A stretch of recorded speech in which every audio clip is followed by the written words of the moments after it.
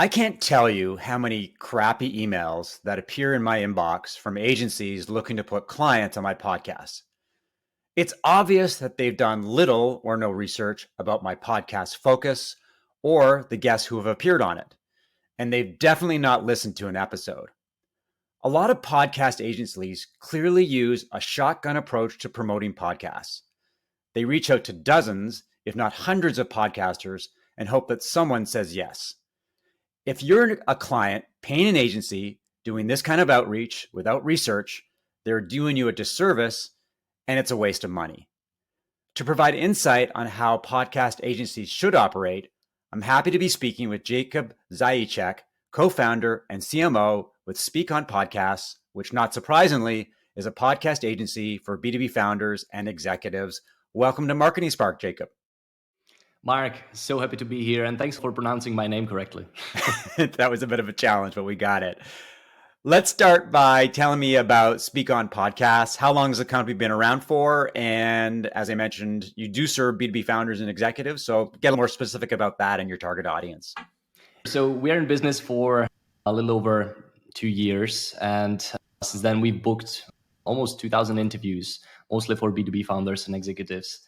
And we work with subject matter experts from B2B brands like Gong, Paddle, Hopin, Genesis.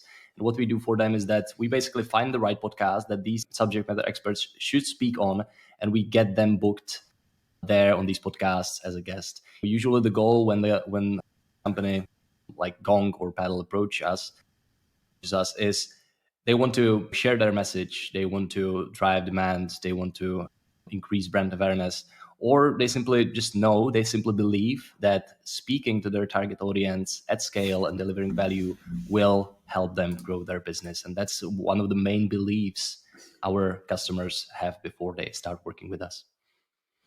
So you started the company just after COVID arrived. What was that like to start a business at a time when there was a lot of economic volatility? And I suspect this was before everybody realized that the B2B SaaS, B2B ecosystems would actually thrive during COVID as a lot of companies embraced digital transformation. So we went through a lot of transitions since the beginning. When we started, the target audience that was really closest to my heart, I wanted to work with individuals, consultants, coaches, agency owners, and so on. We started during COVID, and I think that it actually helped us because a lot of stages got closed. People couldn't attend conferences. So podcasts were actually the first and obvious choice that people started thinking about. What can we do? Where can we allocate this budget that we would normally spend on speaking on stages and going to conferences? So there were actually a lot of people approaching us to learn a little bit more about how they can leverage podcasts. The transition into B2B SaaS happened a little bit later when we started growing as an agency, and of course the overheads and expenses started to grow. So we needed to think about how we can reposition our service. We can actually increase the price and actually increase the quality as well.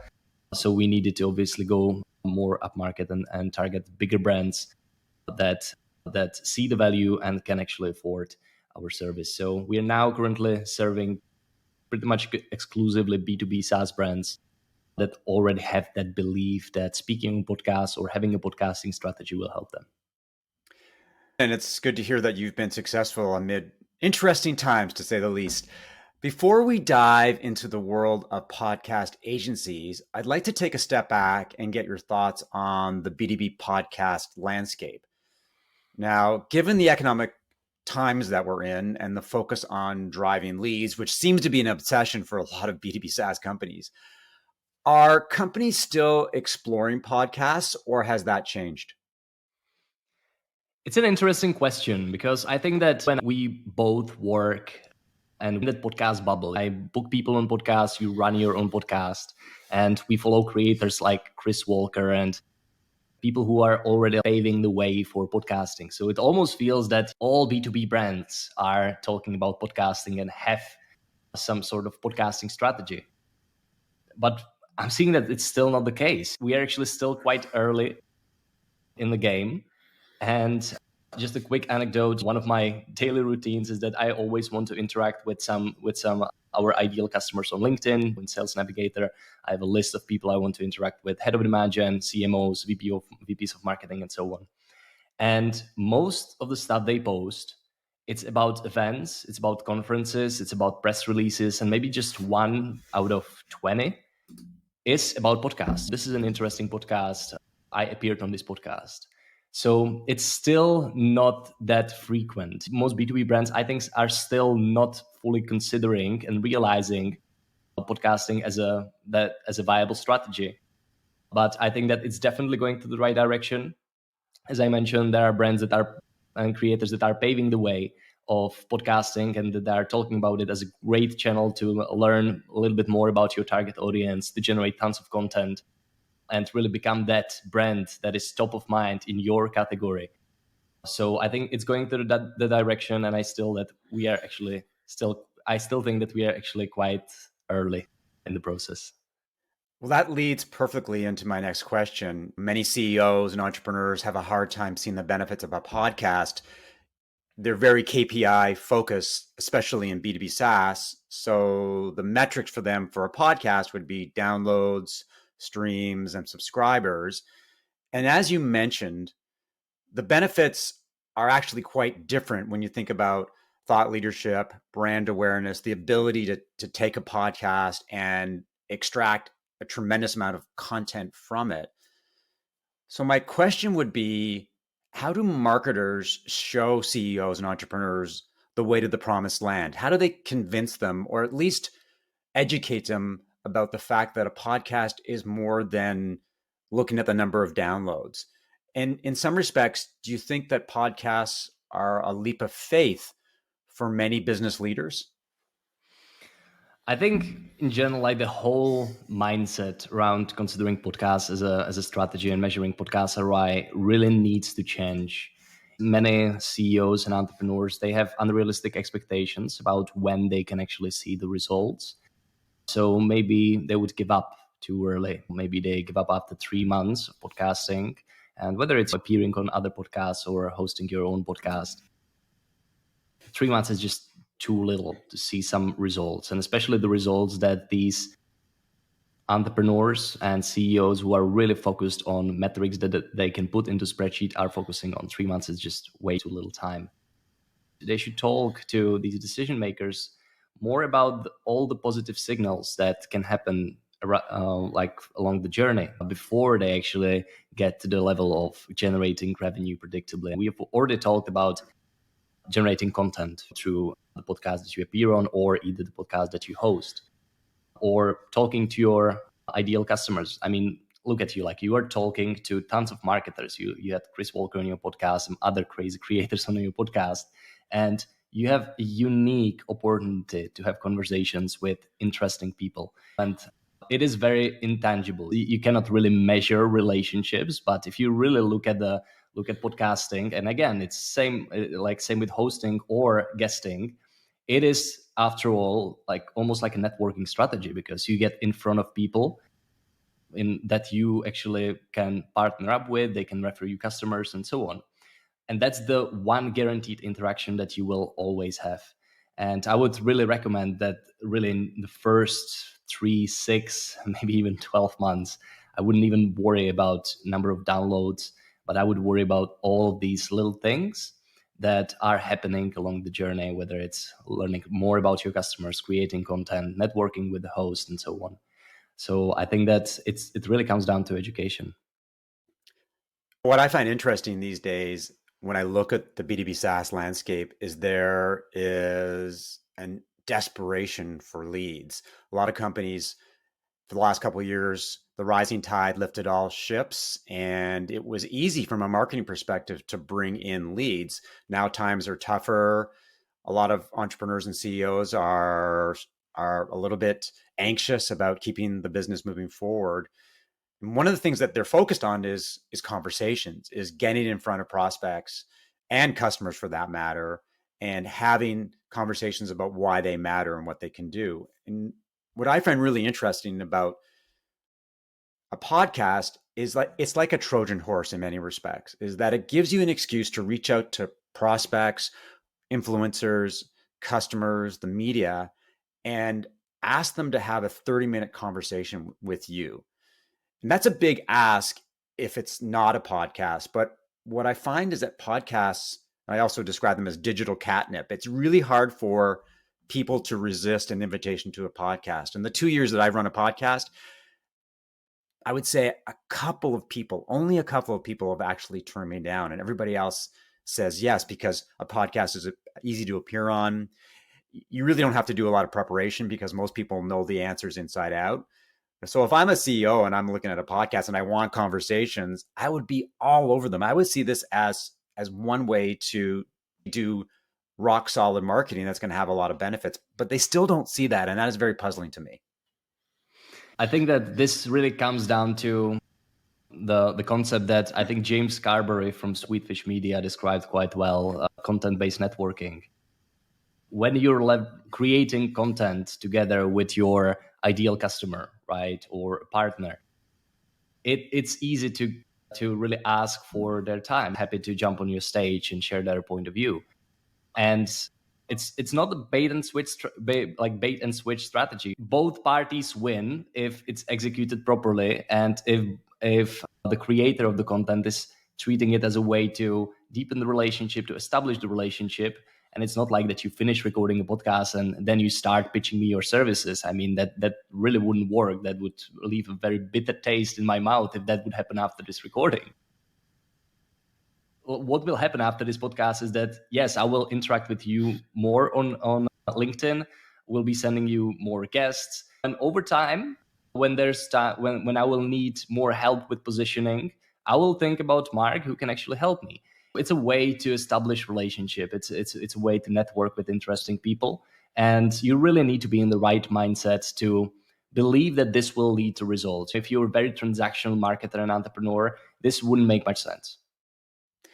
In many respects, podcasts are sexy and cool. There's a lot of talk about launching a podcast, but often it's just that talk. How would you suggest that a company get started with a podcast? Because from the outside looking in, it appears that there's a lot of moving parts. It takes a lot of time and effort.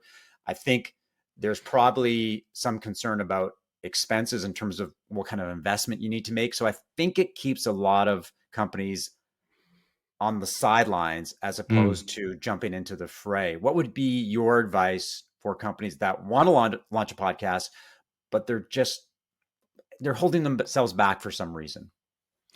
Full disclaimer, I'm not a podcast production expert. We help people to speak on existing podcasts, but we talk to a lot of companies that are maybe considering launching a podcast, but they are not ready to launch a podcast just yet. And usually it's lack of time or lack of expertise, or they're realizing that it will be a huge commitment. You don't want, as a brand, to commit to something like podcast that is really very often indefinite activity that you are running, right? Like you will be doing it for years, and you don't want to commit to something and just stop after 2 months, because it just doesn't look good, right? If you don't keep doing it. And really the trust is built through consistency. But if there's a B2B brand that is considering launching a podcast, I think that the first step would really be to choose like what you want to talk about and what will be your unique point of view, and then like choosing the right subject matter expert that can represent you. Fun fact, it doesn't have to be your CEO. If there's someone else in your company that understands your target audience more than your CEO, maybe they worked in the industry, then they might be better host for that podcast. And I heard about companies that are actually hiring people externally to host their podcast because they simply don't have so deep like industry. They would speak on a level with very like often technical terms with their buyers. So I think that it's about finding your point of view, finding your topic, finding your little space in the market, and then having the right host that can actually commit to it and keep doing it for a very, very, very long time. That's great advice. One thing that I would offer is it's okay to take a walk before you run approach to podcasting. A lot of people may look at a podcast and think, I have to do one every single week. But my advice would be for a B2B SaaS company is start with one podcast a month. That's all you need. A 30-minute conversation with someone. And then to get ROI, to learn and to educate yourself, start extracting content for blog posts, LinkedIn posts, Twitter updates, answers on Quora, things that you can post on Instagram. There's all kinds of goodness that comes out from just doing one podcast a month. One final question before we get into the podcast agency ecosystem. What do you see as the biggest mistakes that companies make with podcasting? I think that it's whether it's hosting or guesting, I think it's lack of distribution. Very often podcast hosts and the companies who are running the podcasts or companies who are appearing on these podcasts, they're really looking at the number of downloads, number of listens. But if I don't know your podcast and your episode is 30 minutes long, it's a very big ask for me and quite big risk to take to tune in for full 30 minutes. And I think that companies need to shift their perspective from driving all traffic to the full episode and really produce all of these podcast episodes and appear on podcasts with a distribution in mind. Because what really matters is that you get the message across, that the listener of the podcast or the person who will be watching that snippet on social media will get bought into your point of view and they will like what you're saying. Now, if that happens, it really doesn't matter where it happened. The job got done. You change someone's some person's way of thinking, how they approach, how they think about problems. And it doesn't matter that they didn't go to Spotify and clicked your episode and listen to the full thing. If they've seen 5 of your 2-minute videos featuring the best parts of that podcast natively in their LinkedIn feed. So I think hosting or guesting, really think about distribution and how it can fuel your social media growth and in general content marketing. From the outside looking in, the podcast agency landscape strikes me as the Wild West. There must be hundreds, if not thousands, of podcast agencies battling to place guests on podcasts. As I said off the top, I get 5 to 10 outreach efforts in my inbox every single week, and most of them are pretty crappy. And I am curious about your take on the podcast agency ecosystem. What do you see out there? What's going on? Like, what are the barriers to entry, and what should companies know about agencies that book clients on podcasts before they make a commitment to them? I think barriers of entry are super low, and that's why it might seem that there are actually a lot of players who are doing it, a lot of consultants, a lot of agencies who are doing it. Now, there are not like so many agencies. Definitely, there are way more podcast production agencies than podcast guest booking agencies. Many of them really take that spray and pray approach. From a podcast host perspective, I can understand how that it feels that there are like thousands of people who are doing this thing. But the truth is quite different. There are not so many podcast booking agencies, and there are even less podcast booking agencies who are doing it well. And I have a lot of conversations with podcast hosts, and usually they're saying the same things as you are saying. If you produce one podcast a week and your podcast is like, let's say, quite successful, you get thousands and thousands of listens, people are interacting on social media. Let's say that 50 people reach out to you during the week. You can only accept one person from all these people who reach out to you, because 52 episodes a year if you have a weekly podcast. I think so. Yeah.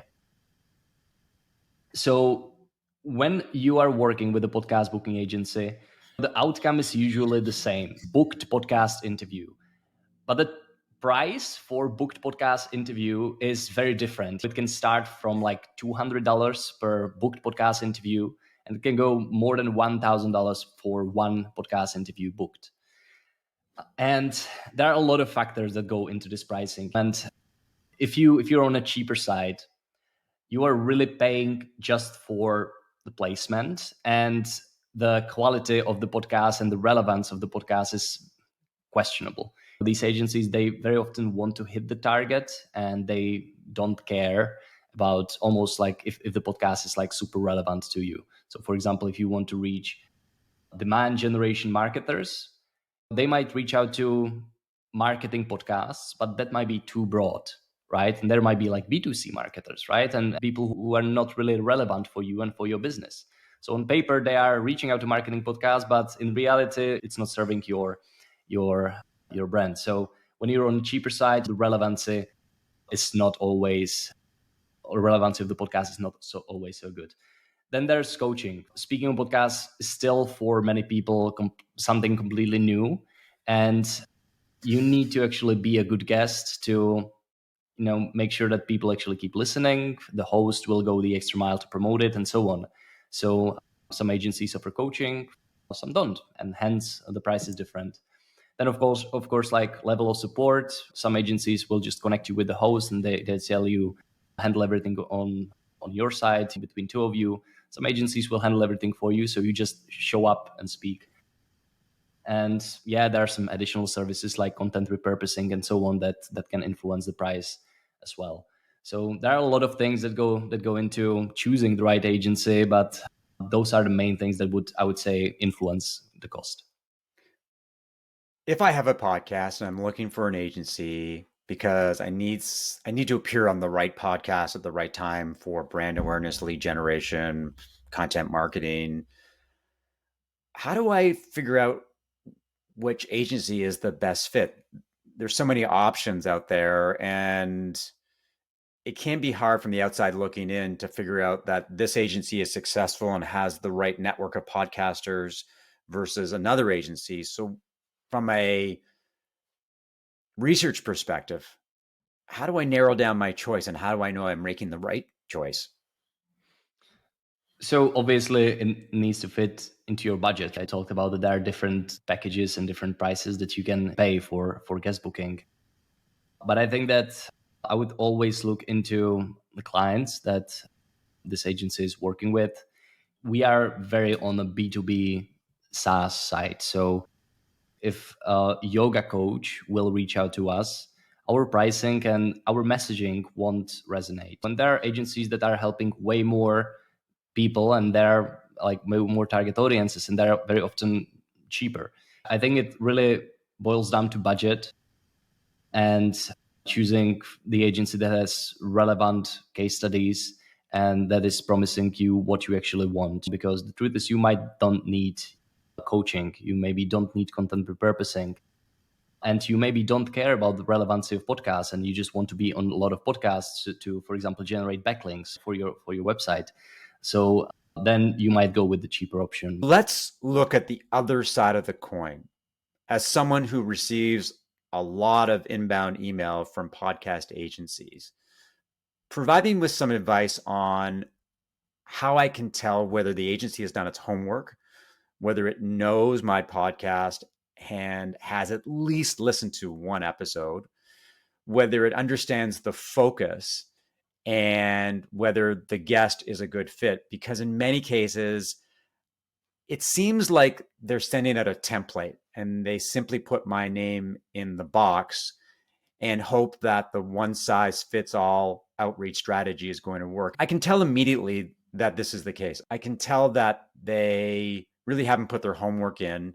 And the reality is, and this is a sad reality for their clients, is I'll hit delete extremely quickly. I won't even bother to respond to them and say, sorry, it's not a good fit, because it just takes time and they haven't done enough effort for me to actually put an effort in return. What are your thoughts on how a podcaster can tell if an agency knows its stuff and it's serving its clients in the right way?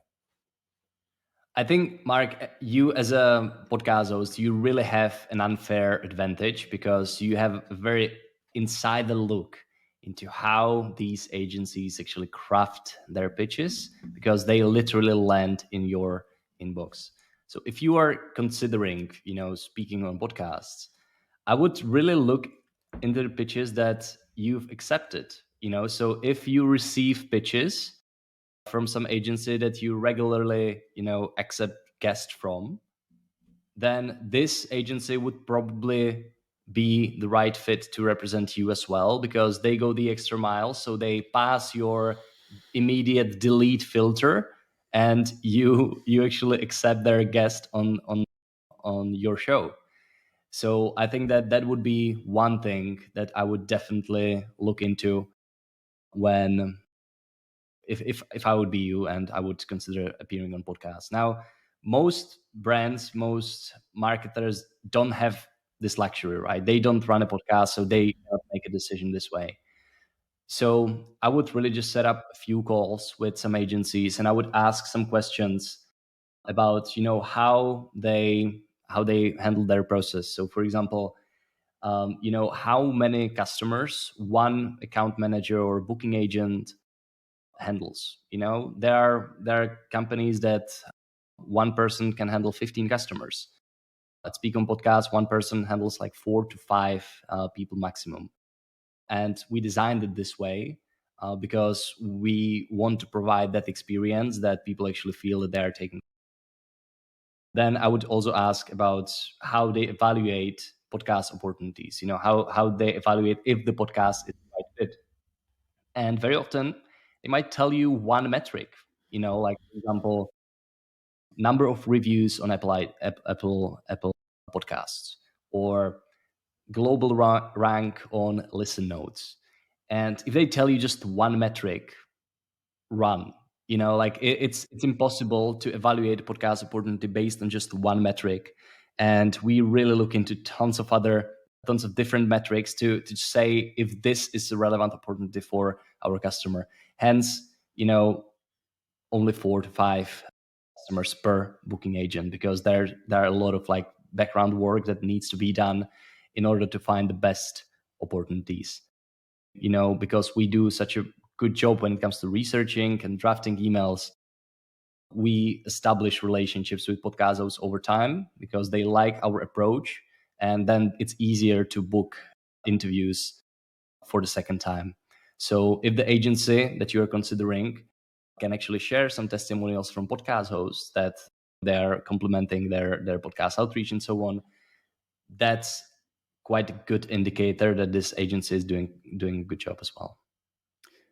The other question that I have about podcast agencies is, when's the right time to hire one? You launch a podcast, you're very excited about it, you're looking to get the message out. Well, let me start again. Sorry. Sorry. Sure. Okay. Because that's the wrong approach here. Okay. So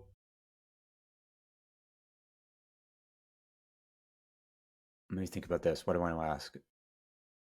Okay. When a company is interested in appearing on podcasts, they realize that being a guest is a good thing for lots of different reasons. They want to get their VP marketing or the CEO or the head of sales on a podcast. What are the balances between trying to do it themselves and use an agency? Obviously, there's costs involved and effort. A lot of companies, especially bigger companies, figure that their marketing department should be able to reach out to podcasters, identify podcasters, and reach out to them and get the job done.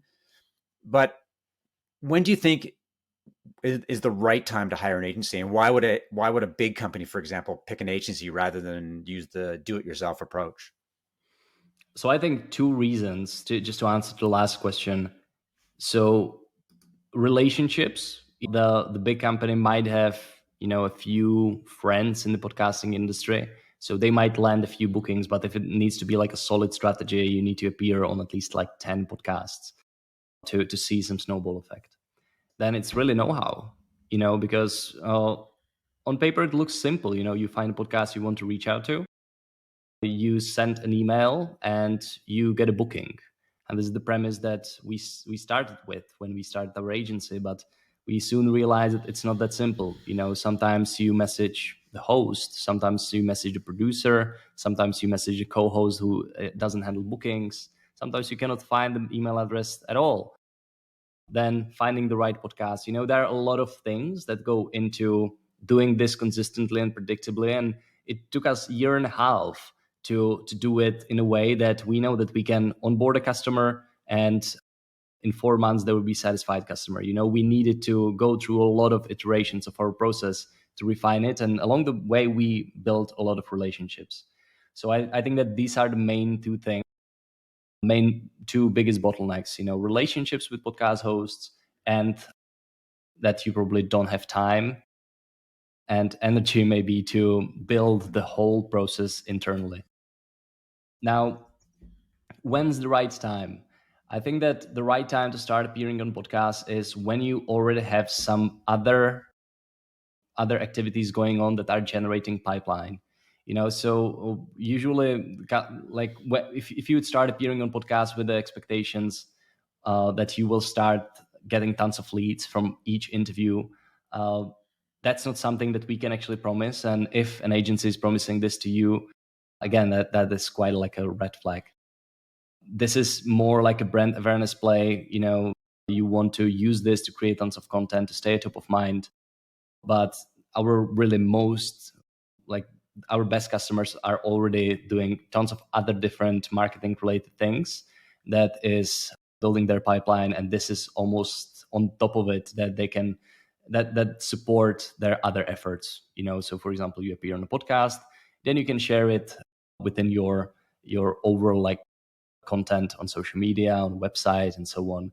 You can share it with your pipeline when you are following up with leads and so on.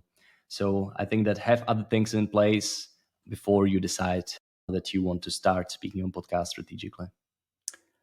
Final question, and this may be a tough one given the fact that you have relationships with many B2B podcasters, but what are the B2B SaaS podcasts that you listen to on a regular basis?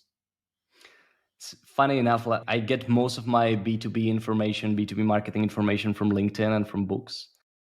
But when I really want to listen to a podcast, I won't be very original, but I will say Revenue Vitals. Originally, it was State of Demand Gen. B2B Growth by Team at Sweetfish. And I think that's it. I sometimes tune into your podcast as well. But the thing is that Revenue Vitals, that's very often, about one area of demand generation. They're exploring B2B marketing from one point of view. And then I like B2B Growth because they're talking about different things that are often not discussed on Revenue Vitals. So it offers different point of view, and the frequency is crazy. I think they post once a day. It's a daily podcast. So those are 2/3, if I include yours as well, podcasts that I always like to listen to. But as I mentioned, mostly from LinkedIn. And if I would count all podcasts that I listen to on LinkedIn through snippets on audiograms and so on, that'd be way more, because I get the information from LinkedIn, including snippets from podcasts that I didn't list here. Where can people learn more about you and speak on podcasts? If you enjoy this conversation, I would recommend that you send me a connection request on LinkedIn. In the connection note, just let me know that you heard me on Marketing Spark. If you are considering speaking on podcasts, you can go on speakonpodcasts.com and learn a little bit more about what we do. We have public pricing, so you can see what we charge. You can book a call right away, and we'd be happy to chat. Thanks, Jakub, for the great insight about the podcasting and podcast agency landscape. And thanks to everyone for listening to another episode of Marketing Spark. If you enjoyed the conversation, leave a 5-star review, subscribe via Apple Podcasts, Spotify, or your favorite podcast app, and share via social media. To learn more about how I help B2B SaaS companies as a fractional CMO, strategic advisor, and how I create better positioning and messaging, email mark@markevans.ca or connect with me on LinkedIn. I'll talk to you soon.